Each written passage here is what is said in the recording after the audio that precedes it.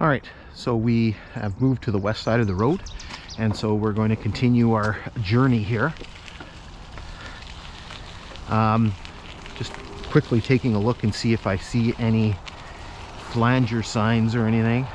Again, just a real lack of signage in this area. I'm assuming they were all either pulled up or liberated by somebody or someone. Okay, so what I'll do is I'm going to zip you ahead here a little bit, since we're kind of into a flat, sort of long, straight stretch here.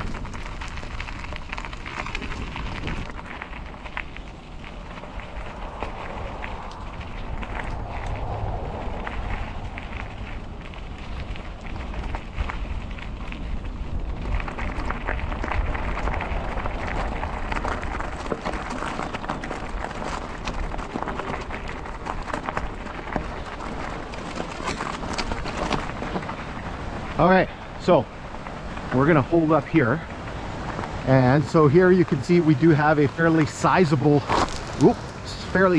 creek crossing the grade. We actually have a couple things here. So we do have the creek, and so this is supposed to be milepost 189. No culvert markers, no milepost markers. And so you can see there's quite a bit of water that comes through this creek. You can actually see the triple culverts that are here.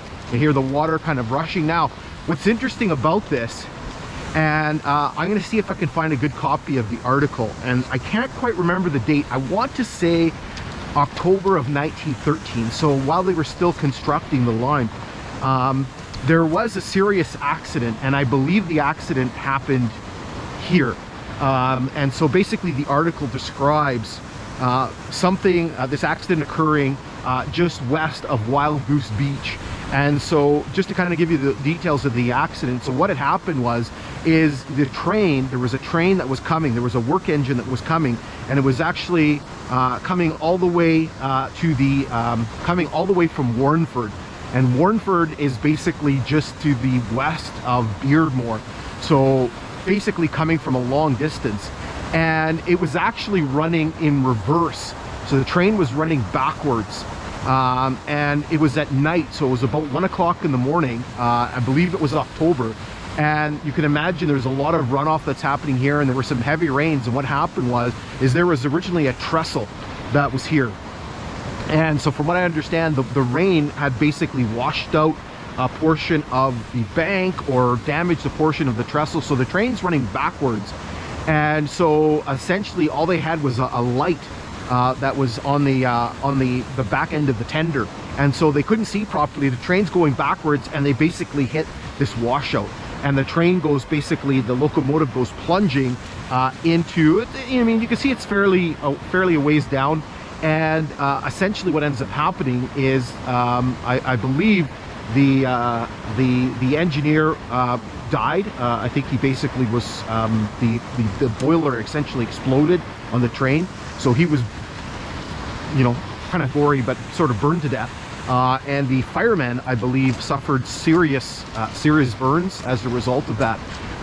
And so unfortunately, kind of the scene of a very tragic accident here. Again, if I find that article, if I have a good copy of it, I will I'll put it up. I'll put it up on the screen. Okay, let's resume our journey here. Here you can see some of the geography of the area. You can see some of these big sort of rock ledges, you know, geography of the Canadian Shield, all scraped bare.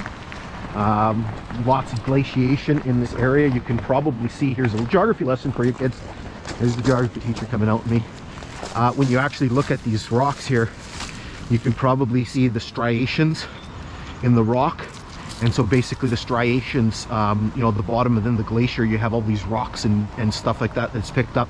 And as you can imagine the weight that's on there, and as it's going, it's scraping, right? And that's why there's no soil on places like this. And as it's doing that, it's scraping and it's leaving gouges in the rock. And so you see those striations in some of these exposed rock. Welcome to the Geography Channel, kids. That's your geography lesson, your geology lesson for today.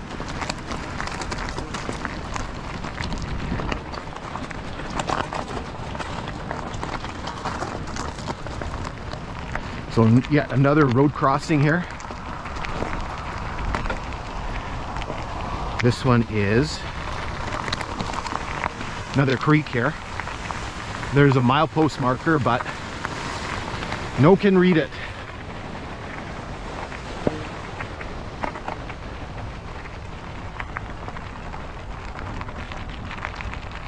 Trying to read my GPS here as we bounce along. I have to stop, I can't see it. This is Pebbly Beach Road. And so we're gonna slow down here, let the Purolator guy go by.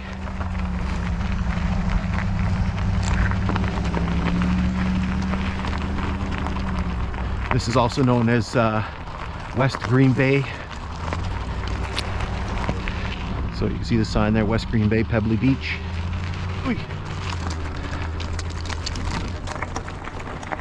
And so he had another sort of straight, flat section here. So I'll just zip you ahead. No sun yet. I got a hike going tomorrow, and I'm hoping the sun was going to come out and, you know, kind of melt the snow. As you get a little bit further out of town, there's a little bit more snow, so I was hoping not to have any snow on the grade. Little rock cut here. Said I was going to zip you ahead, but I haven't gotten there yet. Just a little itty bitty rock cut.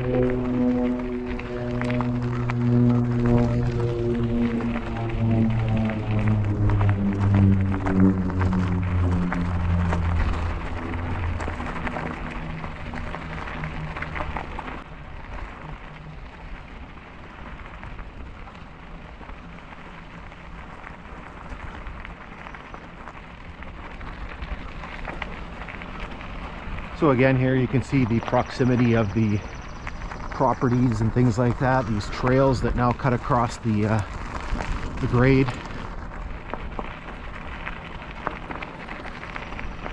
Got a repairman working on the utility pole here.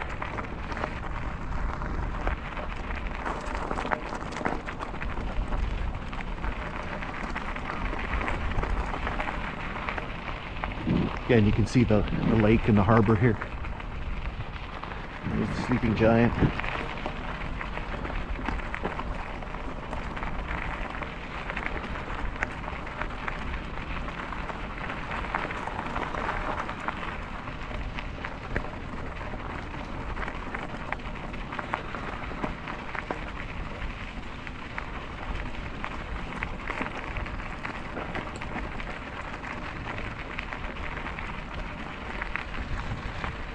So it's spitting again. The forecast for today was supposed to be... All right, let's settle this. You can hear it. Tick, tick, tick, tick, tick, tick, tick. 22. 22 in sun. And it's spitting. Fantastical. Okay, so we'll hold up here for a second, and then we'll get going again.